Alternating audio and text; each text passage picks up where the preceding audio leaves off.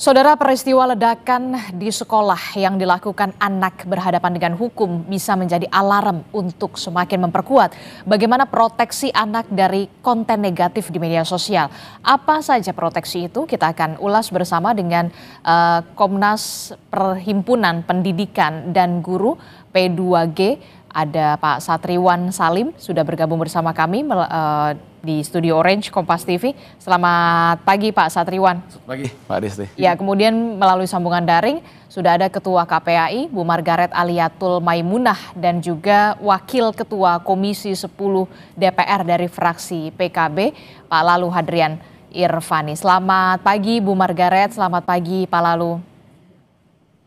Selamat pagi Mbak, selamat pagi Pak Satriwan. Iya, kita pagi hari ini membahas hal yang cukup penting dan sangat penting menurut saya karena peristiwa ledakan yang terjadi di salah satu sekolah di Jakarta ini dilakukan siswa dan ini bisa dikatakan pertama kali terjadi di Indonesia. Kenapa saya mengatakan pertama kali di Indonesia? Karena terduga anak yang berhadapan dengan hukum ini terpengaruh konten kekerasan yang ada di luar negeri, begitu ya, bisa di Amerika Serikat paling banyak begitu ya.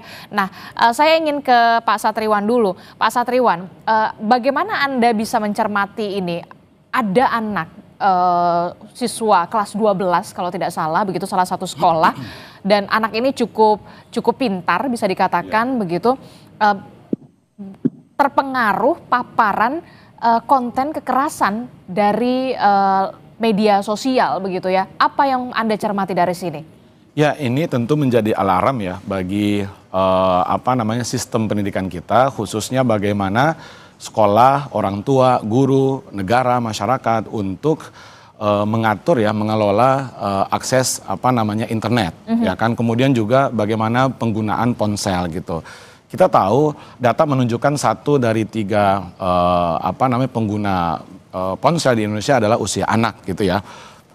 Yang mirisnya 74% itu anak menggunakan media sosial, menggunakan HP 74% itu tidak ada kontrol pengawasan aturan dari orang tua. 75% tidak ada kontrol dan pengawasan. Betul, tidak ada pengawasan gitu. Nah, yang ketiga, kalau kita berbicara tentang data, memang dari jurnal terakhir misalnya dari Sapient Labs Amerika Serikat yang meneliti 100.000 anak muda ya di 47 negara, hasilnya menunjukkan bahwa makin cepat makin dini usia anak itu menggunakan HP, menggunakan gawai, itu makin buruk kondisi kesehatan mental mereka pada saat dewasa muda. Jadi makin cepat anak-anak itu menggunakan media sosial, menggunakan HP, ya kan, gawai, itu makin cepat juga berdampak negatif terhadap buruknya kondisi kesehatan mental mereka. Nah, itu 100.000 sampel kan yang diteliti gitu. Ini menandakan bahwa ini sudah menjadi alarm. Kita harus betul-betul restriktif, saya rasa. Harus ekstrim. Negara-negara di Eropa, negara Amerika bahkan sudah melarang menggunakan HP di sekolah. Bahkan Swedia itu sudah paper based lagi. Balik lagi ke zaman dulu, betul, karena ada dampak-dampak negatif dari penggunaan ponsel.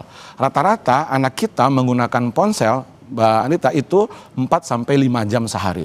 Padahal WHO itu, UNICEF juga gitu memberikan batasan maksimal 2-3 jam saja gitu ya. Australia itu lebih ekstrim, bahkan ada undang-undang di Australia yang baru disahkan, yaitu anak di usia di bawah 16 tahun itu dilarang menggunakan media sosial. Platform media sosial itu dilarang ya kan untuk mengiklankan kepada anak ya kan. Bahkan kalau ketahuan itu platform atau perusahaannya didenda 50 juta dolar. Nah, di kita regulasi tentang pengelolaan bahkan pembatasan terhadap gawai, terhadap media sosial itu belum setegas dan sejelas dari negara-negara Eropa atau Amerika dan Australia tadi gitu. Di sekolah sekarang anak bebas menggunakan gawai, bahkan kita lagi ngomong, lagi menjelaskan gitu ya, kalau gurunya tidak membuat aturan yang jelas, itu murid biasa aja sambil TikTokan gitu kan, sambil bermedia sosial. Bahkan kemarin ujian TKA anak-anak sambil live TikTok gitu, itu kan jelas melanggar aturan gitu. Nah, kita sangat permisif sekarang terhadap gawai di sekolah itu. Tapi kan kalau kita lihat ya, kalau Anda tadi mengatakan di luar begitu, di Eropa, kemudian di Australia, bahkan balik lagi ke paper based. Tapi kemudian apa yang terjadi di Indonesia, justru di Indonesia pembelajaran kita sekarang sudah mulai digitalisasi semuanya. Anak-anak, tugas anak sekolah semuanya by handphone. Harus punya tablet, harus punya laptop begitu. Apa yang perlu dirubah ataukah memang sedemikian sedemikian harus dirubahkah secepat ini begitu ya, untuk jangan sampai peristiwa ini terjadi lagi, sampai menurut Anda perlu ada pelarangan anak menggunakan media sosial, anak di bawah umur, di bawah 16 tahun? Iya, saya pikir itu kalau mau meniru Australia betul ya, melarang di bawah 16 tahun. Tetapi setidaknya harus ada regulasi yang tegas dari pemerintah pusat gitu ya, berlaku nasional gitu. Yang satu, membatasi anak menggunakan gawai di sekolah. Padahal sumber belajar itu tidak hanya digital. Sumber belajar itu sangat variatif sekali. Bisa yang sifatnya sosial, bisa yang sifatnya lingkungan sekolah, lingkungan sekitar masyarakat gitu. Justru anak-anak kita interaksi sosialnya sekarang berkurang. Kemudian etika sosialnya, pubbing, kita tahu kan ya, orang ngomong tapi matanya ke HP gitu kan. Nah, etika gitu. Jadi saya pikir pendidikan justru jangan berkontribusi untuk membentuk anak-anak kita yang tidak berkarakter gara-gara bermedia sosial yang tidak terbatas dan menggunakan HP yang tidak terbatas. Oke, saya kepala lalu mungkinkah kemudian DPR juga mendorong adanya pengawasan ataupun perubahan regulasi terkait dengan juga pendidikan kita begitu di Indonesia, yang saat ini kita tahu sistem pendidikan kita semuanya digital begitu. Anak-anak tugasnya dari handphone, dari tablet, bahkan dari laptop begitu ya. Dengan adanya kasus ini, balik lagi kita bisa mencontoh negara luar begitu. Tadi Anda sebutkan negara Eropa begitu Pak Satriwan, bahkan Australia melarang anak di bawah umur, anak di bawah 16 tahun untuk menggunakan media sosial, memiliki akun media sosial. Bagaimana kemudian DPR bisa melakukan fungsi pengawasan termasuk juga adanya perubahan regulasi ini? Baik. Jadi pertama, kami di Komisi 10 DPR RI menyampaikan bahwa hal ini merupakan kejadian yang seharusnya tidak terjadi. Di tengah gencarnya Kementerian Pendidikan Dasar dan Menengah mengeluarkan program-program, regulasi-regulasi untuk mencegah kekerasan ataupun tindak-tindak pidana yang ada di sekolah-sekolah. Yang kedua, kami ingin sampaikan bahwa pemerintah harus segera mengeluarkan regulasi terkait dengan pembatasan-pembatasan khusus bagi konten-konten media sosial yang negatif. Nah, bagaimana kita mengetahui bahwa konten sosial di media sosial yang negatif, ya tentu harus ada komunikasi lintas kementerian. Tidak bisa hanya Kementerian Pendidikan Dasar Menengah saja, karena memang regulasi itu ada di Komdigi. Kemudian peran dari DPR dalam mengawasi program-program maupun aturan-aturan yang hari ini sudah berlaku, itu menjadi keharusan kami. Dan kami tentu dengan kejadian seperti ini harus lebih aktif lagi. Data-data yang ada dari KPAI juga harus menjadi rujukan bagi kementerian baik pendidikan dasar menengah maupun Komdigi. Nah, di beberapa negara seperti yang dicontohkan oleh Mas Satriwan tadi, bahwa itu juga bisa dijadikan sebagai studi banding, sebagai komparasi dalam membuat regulasi. Kondisi kita hari ini sungguh sangat darurat karena tidak selayaknya pendidikan kita dibumbui dengan kekerasan-kekerasan, apalagi tindak pidana. Sampai dengan membuat bom ini kan sungguh luar biasa ini. Nah, ini yang baru ketahuan. Belum lagi yang kira-kira nanti ke depan, yang hari ini memiliki niatan yang sama dengan terduga pelaku ini. Nah, oleh sebab itu, kondisi ini darurat. Semua pemangku kepentingan harus sama-sama kita duduk bareng. Kita buat regulasi, apakah itu judulnya pengelompokan usia, apakah itu judulnya pembatasan durasi bermain media sosial, atau apapun judulnya, ini harus dibicarakan bareng-bareng. Kementerian Pendidikan Dasar Menengah, KPAI, Komdigi, dan kami di DPR siap untuk duduk bersama untuk melakukan atau mempersiapkan regulasi agar kejadian ini tidak terus terjadi. Oke, Ini kan terus terjadi nih. Kapan rapat itu kira-kira akan terlaksana begitu ya, Kemendikdasmen, kemudian juga ada Komdigi, karena kalau kita lihat di harian Kompas saja hari ini yang terbit 12 November 2025, headline-nya pelaku ledakan terinspirasi dari tayangan internet. Kalau kita sudah berbicara soal pembatasan konten negatif di media sosial, kita sudah lama sekali membahas soal ini, tapi kemudian sepertinya dalam prakteknya ini belum maksimal begitu ya. Sebenarnya apa yang jadi penghambat dari soal regulasi di sana begitu sampai kita kecolongan dalam tanda kutip ya, pelaku ledakan ini, anak berhadapan dengan hukum ini terinspirasi dari tayangan internet loh, Pak Lalu. Iya, kami di Komisi 10 insya Allah tanggal 17 akan mengundang Kementerian Pendidikan Dasar dan Menengah untuk membahas banyak hal, termasuk salah satunya adalah ledakan di SMAN 72 ini. Nah, kemudian regulasi-regulasi yang saya maksud tadi, ini sebenarnya sudah banyak ini Mbak. Regulasi tentang tindak kekerasan antisipasi tindak kekerasan di sekolah juga sudah ada permennya. Kemudian di perguruan tinggi juga sudah ada permennya. Tetapi kenapa hal ini masih terus terjadi? Berarti ada yang salah. Oleh sebab itu kita akan evaluasi, kita sama-sama akan komunikasi dan tentunya nanti akan menghasilkan suatu regulasi yang betul-betul digunakan dalam rangka pencegahan itu.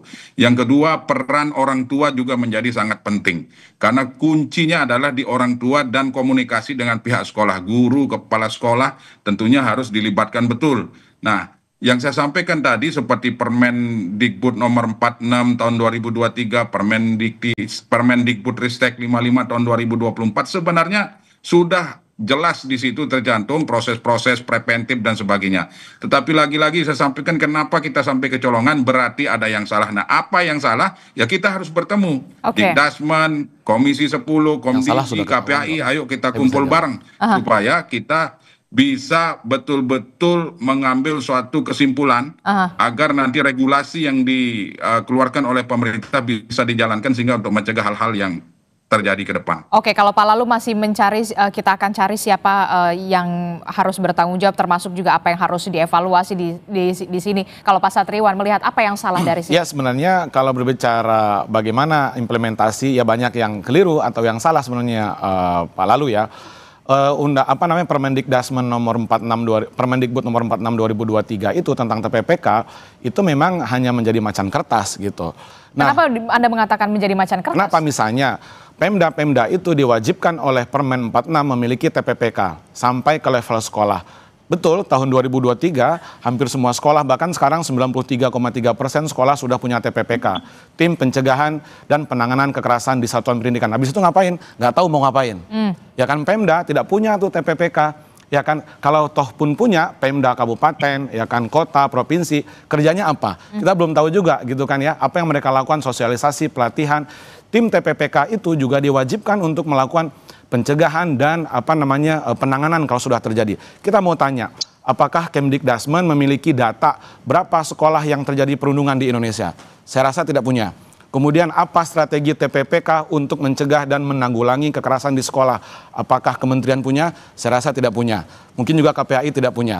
Kalau TPPK-nya berjalan, itu pasti ada datanya, ada yang dia lakukan apa gitu kan. Jadi peraturan memang kita sudah over, sangat banyak sekali. Komdigi kemarin juga membuat misalnya PP nomor 17 tahun 2025 tentang sistem tata kelola penyelenggaraan elektronik untuk perlindungan anak.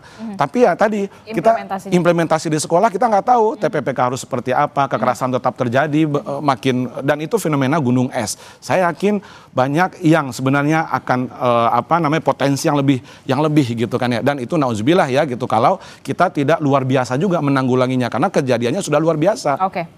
Oke, saya ke Bu Margaret. Bu Margaret, kalau dari KPAI sendiri melihat kasus ini begitu ya, sungguh miris begitu, ada anak berhadapan dengan hukum dan bahkan pelakunya terinspirasi dari tayangan internet. Dari KPAI sendiri pendampingannya seperti apa kepada anak yang berhadapan dengan hukum, termasuk juga kepada para korban?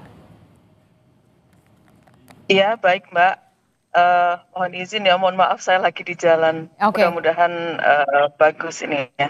Jadi kemarin terkait dengan kasus ledakan di SMAN 72, kami sudah melakukan pengawasan untuk memastikan yang pertama bahwa anak-anak korban yang mengalami luka sudah mendapatkan penanganan medis, dan alhamdulillah itu sudah dilakukan. Kami juga memberikan apresiasi karena terakhir kami mengunjungi rumah sakit di hari Senin, kondisi para anak korban yang mengalami luka di beberapa rumah sakit sudah mulai membaik gitu ya, meskipun juga masih ada 1-2 yang agak berat gitu. Kemudian terkait dengan selain penanganan medis, kami juga memastikan bahwa anak-anak itu mendapatkan pendampingan psikologis, dan pendampingan psikologis ini tidak hanya terbatas kepada anak yang mengalami luka saja, tetapi juga kepada seluruh siswa di SMA N72 yang pada saat kejadian kemarin mendengar adanya ledakan, menyaksikan adanya ledakan, dan juga menyaksikan teman-temannya mengalami luka-luka dari akibat peristiwa tersebut. Nah, alhamdulillah kemarin juga hari Minggu KPAI juga bersama-sama dengan beberapa pihak ikut rakor terkait dengan membicarakan bagaimana kelanjutan belajar di SMA N72, dan kita semua berharap bahwa itu segera bisa dilangsungkan proses belajar, dan situasinya memang nggak bisa dilakukan secara normal ya, mungkin karena situasinya masih darurat sehingga harus dilakukan daring. Tapi sebelum masuk pada proses belajar, yang perlu juga dipastikan adalah pendampingan psikologis, dan hari Senin kemarin pasca rakor alhamdulillah dalam kunjungan KPAI ke sekolah, KPAI juga melihat bahwa proses pendampingan psikologis kepada anak-anak sudah dilakukan melalui daring, tidak hanya kepada anak yang sedang dirawat, ya anak yang dirawat di rumah sakit pun juga mendapatkan pendampingan psikologis, kemudian semua siswa juga mendapatkan pendampingan psikologis, termasuk juga para pendidik. Dari pantauan termasuk juga para pendidik. Iya, para pendidik juga pada saat hari Senin kemarin juga sedang dilakukan pendampingan secara offline untuk para pendidik, dan pendampingan psikologis juga dilakukan untuk orang tua secara daring juga di hari Senin.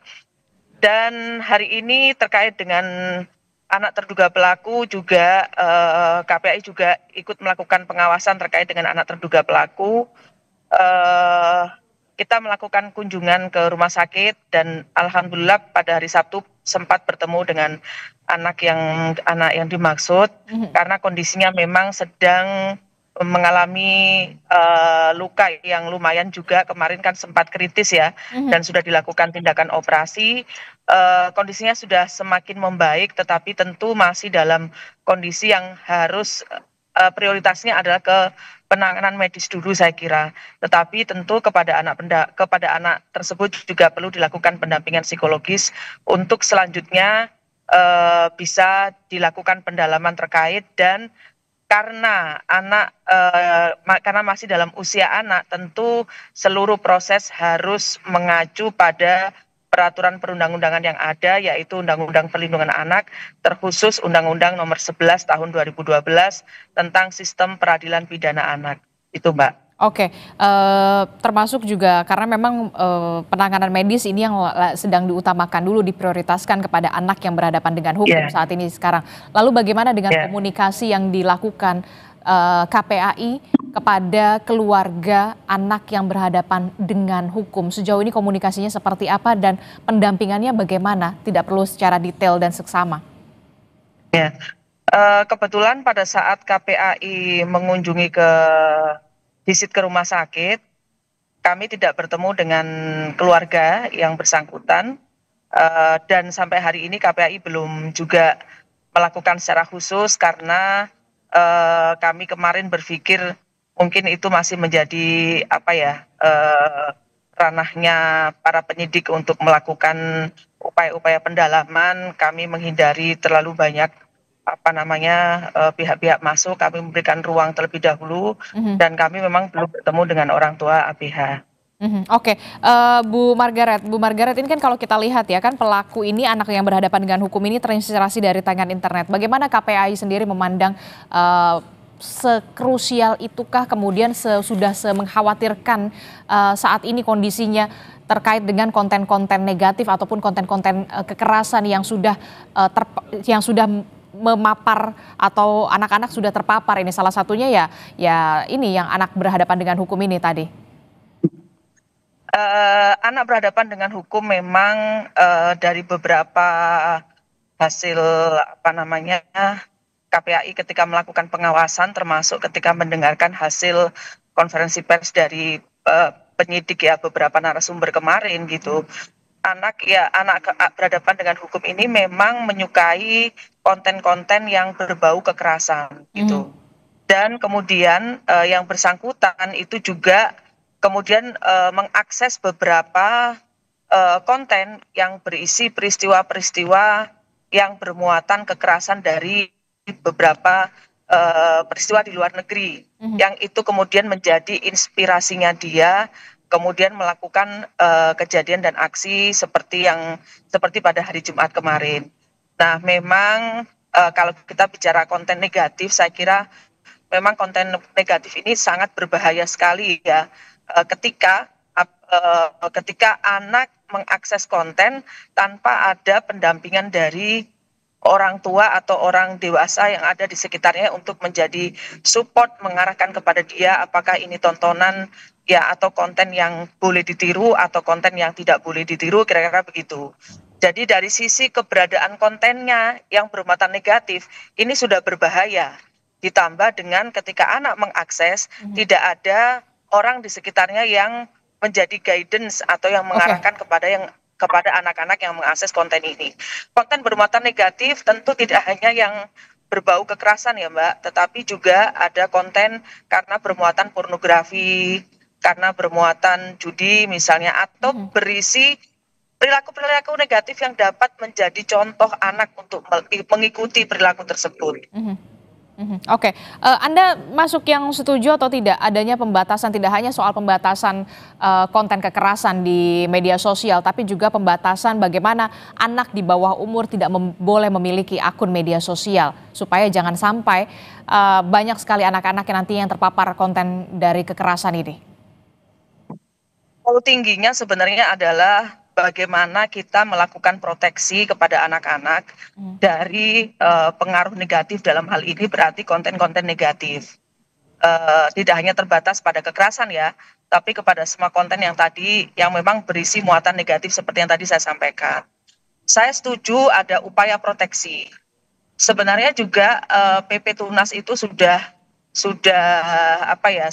ada mengatur di situ. Tetapi betul yang tadi disampaikan oleh Pak Satriawan, kemudian juga Pak Lalu gitu ya. Problemnya ini sebenarnya sebagian itu kan sudah ada regulasi, tetapi prakteknya ini yang kemudian menjadi kenapa masih bocor.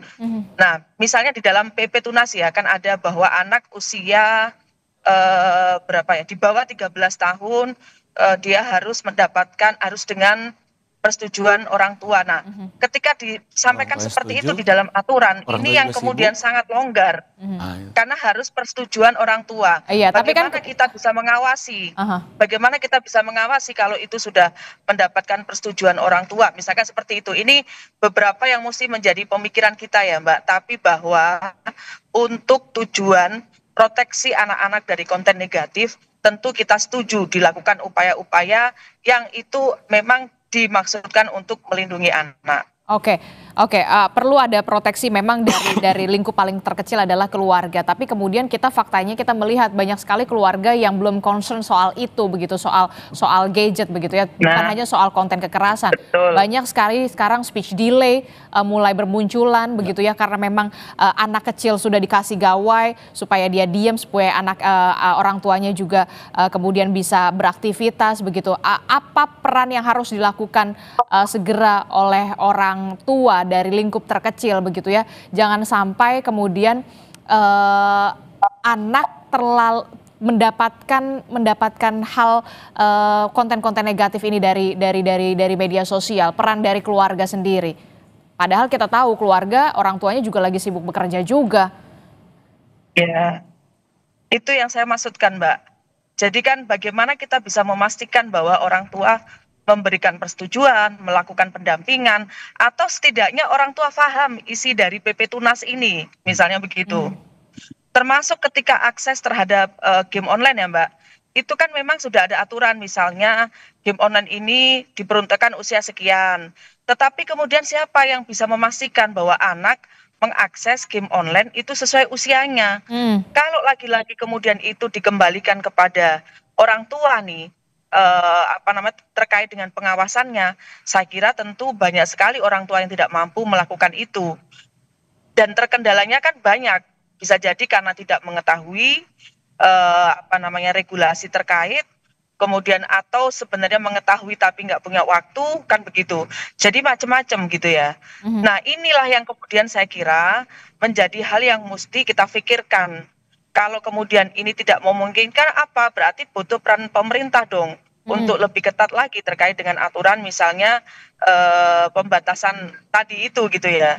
Sepanjang itu untuk upaya proteksi, KPAI setuju pasti, Mbak. Oke, butuh peran pemerintah yang lebih ketat lagi, Pak Lalu. Kalau dilihat tadi Pak Satriwan mengatakan sebenarnya aturannya sudah banyak sekali begitu ya soal mengatur soal ini, tapi kemudian implementasinya, praktiknya di lapangan, kita masih kebobolan. Ya, memang ini tantangan tersendiri ya di balik derasnya kemajuan ilmu pengetahuan dan teknologi. Nah, oleh sebab itu kerjasama semua pihak, baik lintas kementerian, orang tua dengan sekolah dalam rangka proteksi seperti yang disampaikan oleh Mbak Margaret tadi, saya sangat setuju bahwa hari ini kita dihadapkan dengan kemajuan teknologi yang begitu pesat. Konten-konten di media sosial juga tidak hanya yang negatif, banyak juga konten-konten di media sosial yang edukatif.